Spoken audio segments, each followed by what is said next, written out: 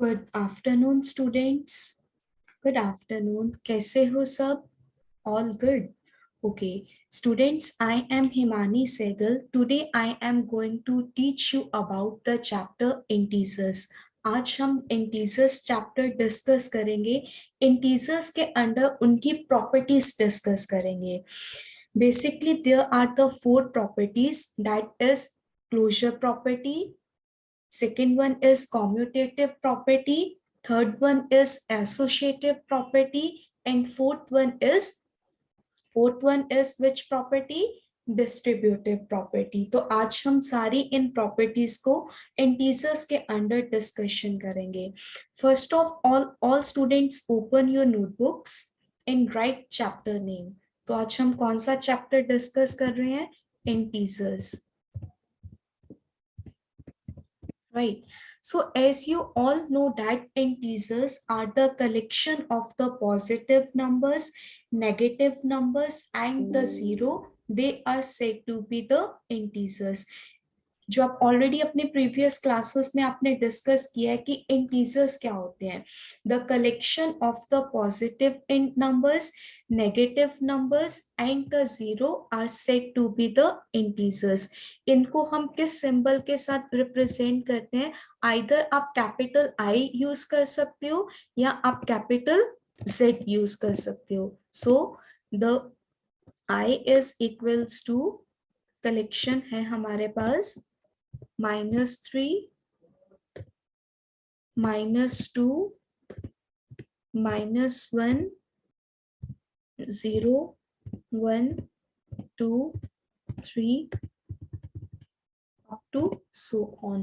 So this is the collection of the integers, right? When we represent the numbers on a numbered line, the numbers which can be written to the right hand side of the zero, they are said to be the positive integers, and the numbers which can be written to the left hand side of the zero, they are said to be the negative integers. Here zero is a neutral. Neutral means zero is neither a positive integer nor a negative integer. So this is the definition of the integers, that integers are the collection of the positive numbers, negative numbers and the zero. Here zero is a neutral. That means zero is neither a positive integer nor a negative integer. Is it clear to all? Okay, and it can be represented by the symbol, either आप इसको capital I के साथ denote कर सकते हैं या आप इसको कैपिटल Z के साथ डिनोट कर सकते हैं, right? So let us discuss the properties of integer. अब हम डिस्कस करेंगे इंटीजर्स की प्रॉपर्टीज को। सो बच्चा, फर्स्ट प्रॉपर्टी हमारे पास कौन सी है? Let us discuss the first property of integer, that is closure property. So according to this property, that for any two integers a comma b, a plus b also belongs to integer, a minus b also belongs to integer, a multiply b also belongs to integer. सो आपने देखना है कि closure property addition, multiplication और subtraction के लिए verify करती है या नहीं करती। सो फर्स्ट ऑफ ऑल आप कोई दो इंटीजर्स सपोज कर लो, जैसे मैंने सपोज किया 2,3। अब मैंने देखना है कि क्लोजर प्रॉपर्टी इंटीजर्स के लिए एडिशन के अंडर सेटिस्फाई करेगी या नहीं करेगी। सो जैसे अब मैं 2 + 3 करूंगी, 2 + 3 which is equals to, इनका addition करके जो sum आया that is 5. तो we can say that 5 is also a positive integer.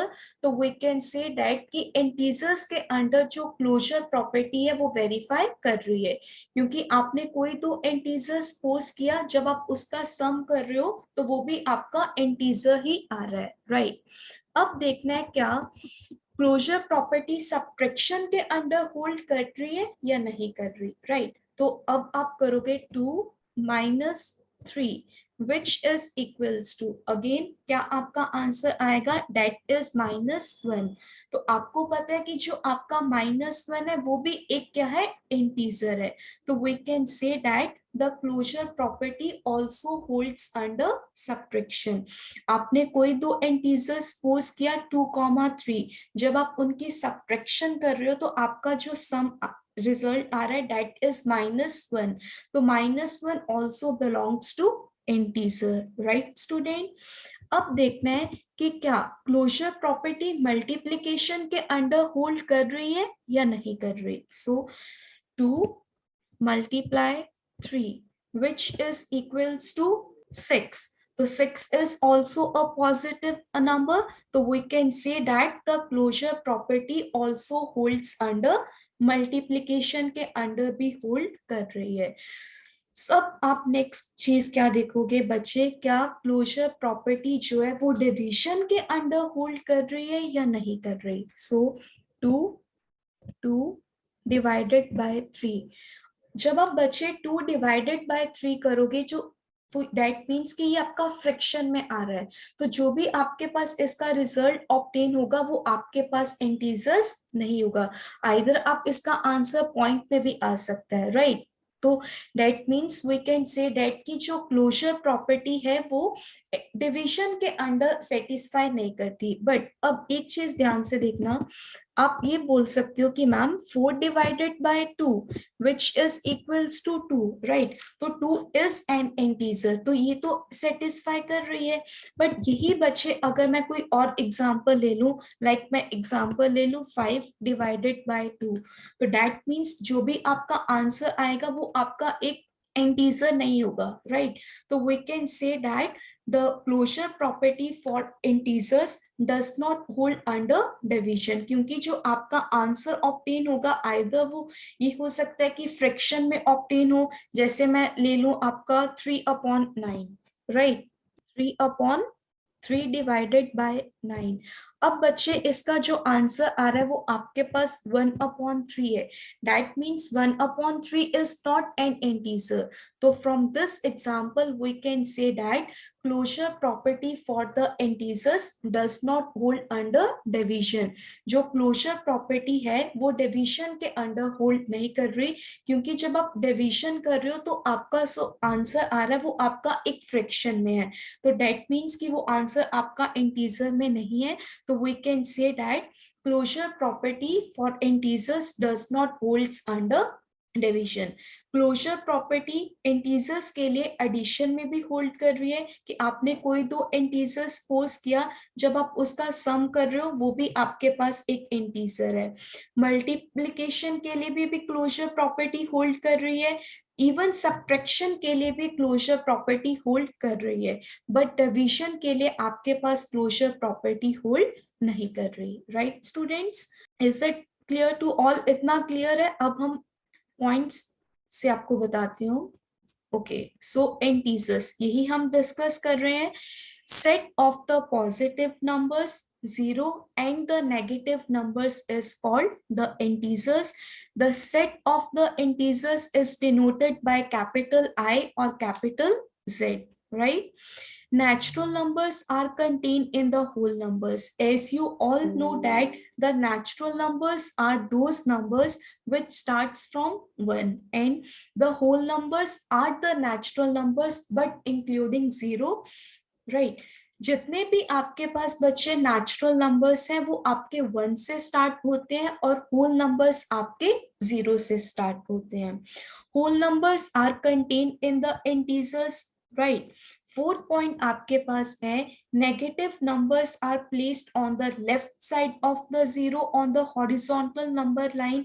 As we have discuss कि जब आप एक नंबर लाइन ड्रॉ करते हो, जितने भी नंबर्स बच्चे 0 की राइट हैंड साइड में होते हैं वो आपके पॉजिटिव नंबर्स होते हैं, और जो नंबर्स आपके 0 के लेफ्ट हैंड साइड पे होते हैं वो आपके नेगेटिव नंबर्स होते हैं। और 0 आपके पास न्यूट्रल है, that means 0 is neither a positive integer or 0 is neither a negative integer. और 0 is less than every positive integer, कोई भी पॉजिटिव इंटीजर से 0 जो है वो हमेशा छोटा होगा, but 0 is always greater than every negative integer, right. Next बचा पॉइंट है absolute value of a number is only its numerical value without considering the sign into account. For example, अगर मैं आपसे पूछूं what is the absolute value of -5, simply आपकी जो absolute value -5 की होगी वो आपकी 5 होगी, आपने उसका साइन कंसिडर नहीं करना। तो -5 की जो एब्सोल्यूट वैल्यू होगी वो आपकी 5 होगी। अगर आपसे पूछा जाए what is the absolute value of -7, तो दैट इज 7, राइट। नेक्स्ट हम डिस्कस कर रहे थे properties of integer. First point है closure property is satisfied with respect to addition, subtraction and multiplication of the integers, जो हम अभी डिस्कस कर रहे हैं। For a, b belongs to integer we have, जब आप उनका एडिशन कर रहे हो तो वो भी एक इंटीजर को बिलोंग कर रहे हैं।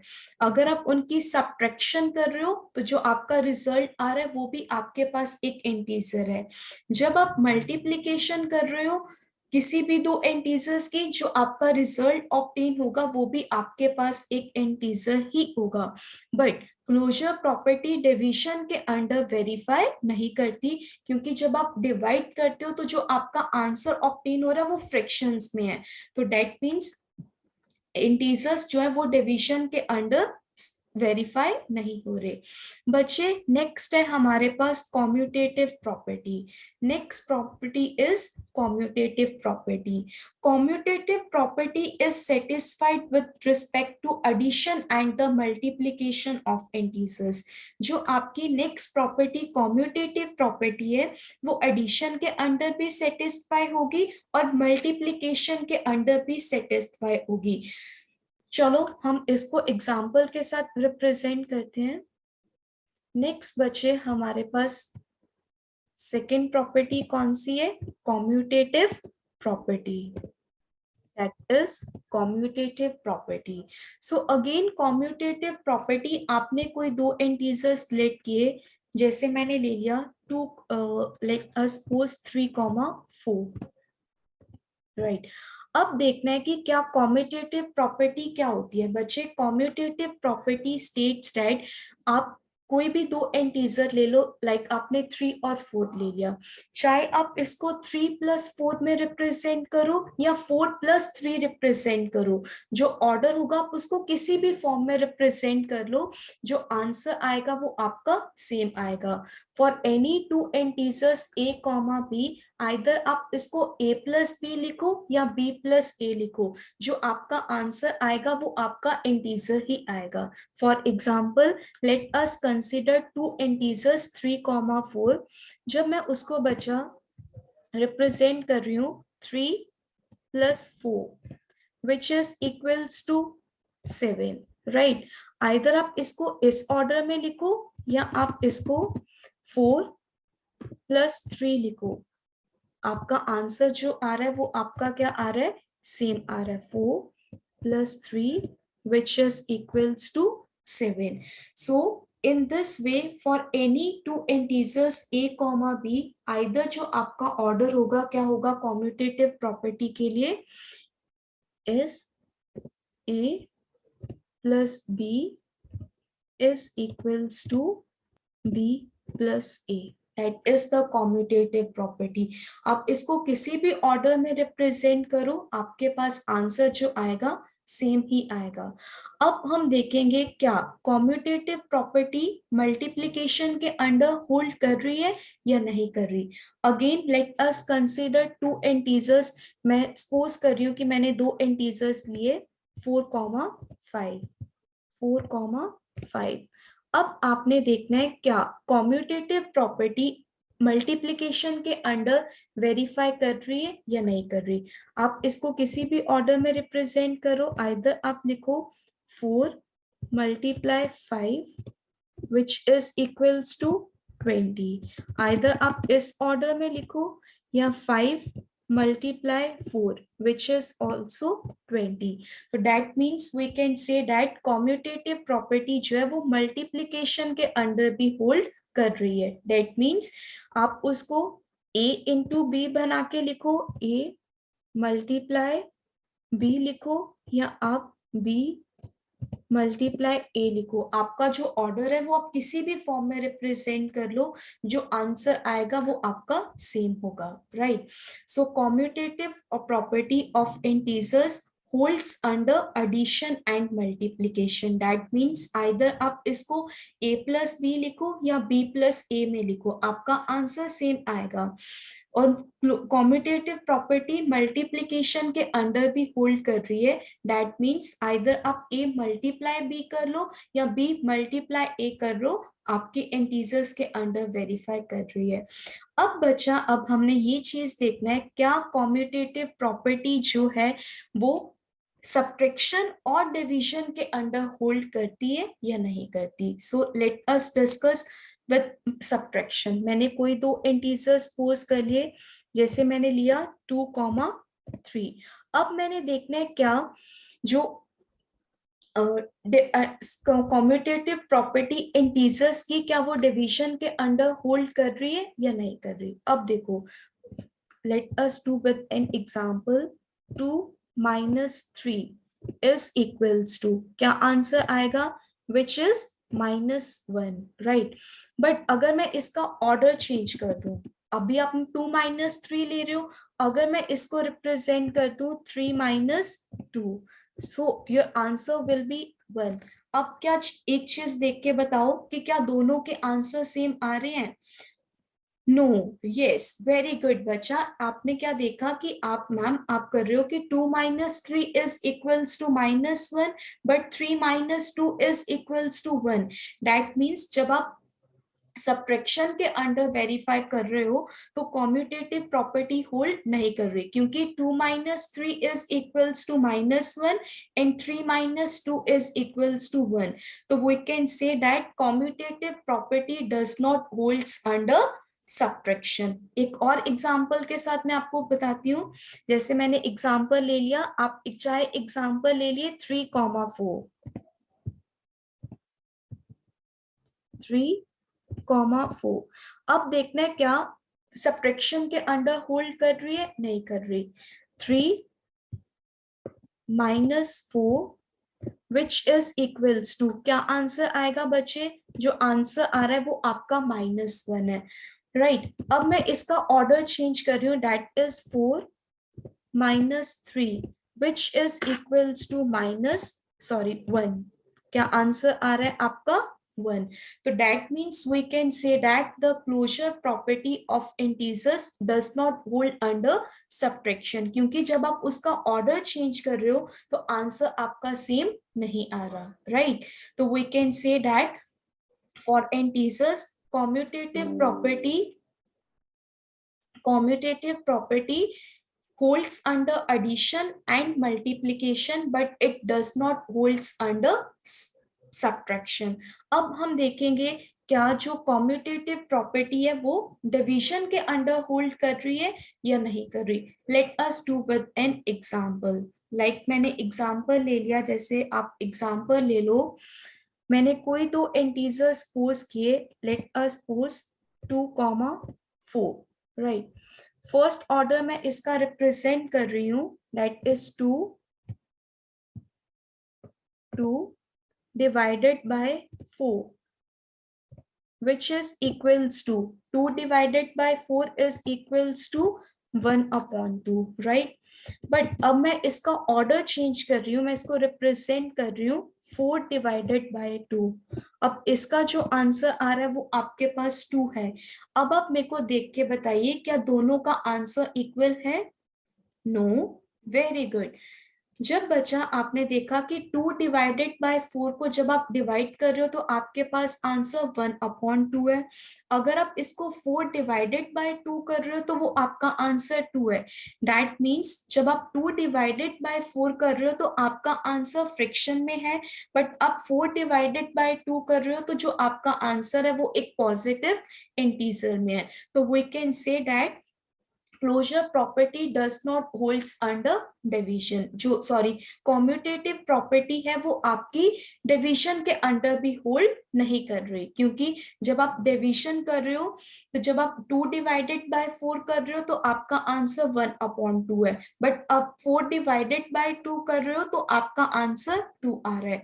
एक और एग्जांपल जैसे मैं कंसिडर कर लूं, जैसे मैं एग्जांपल लेती हूँ बच्चे आपकी 3,6 3,6।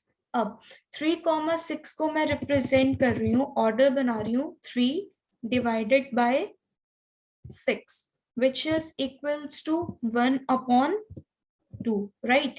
3 divided by 6 is equals to 1/2. अगर मैं 6 divided by 3 करूं, so your answer will be 2. So that means we can say that again जो कॉम्यूटेटिव प्रॉपर्टी है वो डिवीजन के अंडर भी होल्ड नहीं कर रही, क्योंकि जब आप ऑर्डर चेंज कर रहे हो तो आंसर इनका इक्वल नहीं आ रहा।